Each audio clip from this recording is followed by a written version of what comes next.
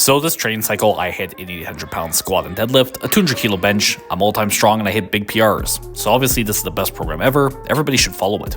Okay, real talk, there are some things that went well obviously, but also some bad, so I'm going to reflect on each. A good exercise everybody should do at the end of their training cycles is reflect on it like this. The first was my cutting and bulking cycle. I dropped 20 pounds in 6 weeks, short to not spend too long in the fatigue state. Then I bulked back up slowly, filling out the weight class leaner and with more muscle, plus I felt much better at 260 pounds.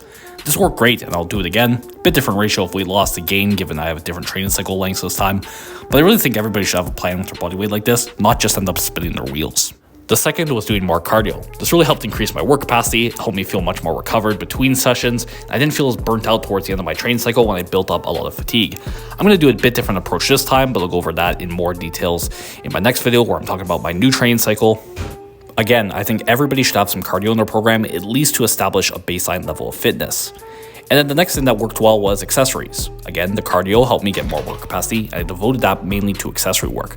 I really think that helped with hypertrophy and filling out the weight class again. This cycle, I'm getting even more detail-oriented with it. I'm really going down for each and every single back muscle instead of just doing a bunch of different rowing and vertical pulling and calling it a day. Again, I'll go over it in more detail with my next video on my new program. I'll just say I think a lot of powerlifters are not worrying too much about the little details of their accessory work. Now, speaking of accessories that helped, a big one for me was the bench mat from Odyssey. These non-slip mats really helped me for training on a more commercial gym this training cycle. It let me recreate the conditions of meet day.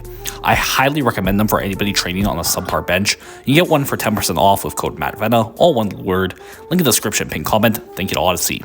I couldn't have hit this bench PR this cycle without it. Now, onto the things that went bad this training cycle. One that I'm 50-50 on is the linear progression I've been running. So I think I'm a bit unique as most people at my training level are not going to be linearly progressing over their block. They'll basically do 1 week easy, 1 week medium, 1 week hard, then reset back, right? I've just been basically adding weight week to week to week. And that worked when I was rehabbing an injury when I first started this whole general format of my training cycles. And then again, it worked when I was moving up a weight class because I had, in these cases, first the muscle memory from when I was coming back from the injury. In the second case, the extra strength I was getting from moving up the weight class. Now, I did cut and work my way back up, but it's not really the same as bulking up for the very first time. Now, since I am doing the cutting and bulking cycles, I do think I can make it work somewhat. And also, when you consider like percentages for me, right? 1 RP is about 2 to 3% of your max. And 3% of my max on squats and deadlifts is going to be about 25 pounds. So I could add 5 pounds per week for 5 weeks, and I've only gone up about 1 RP, right?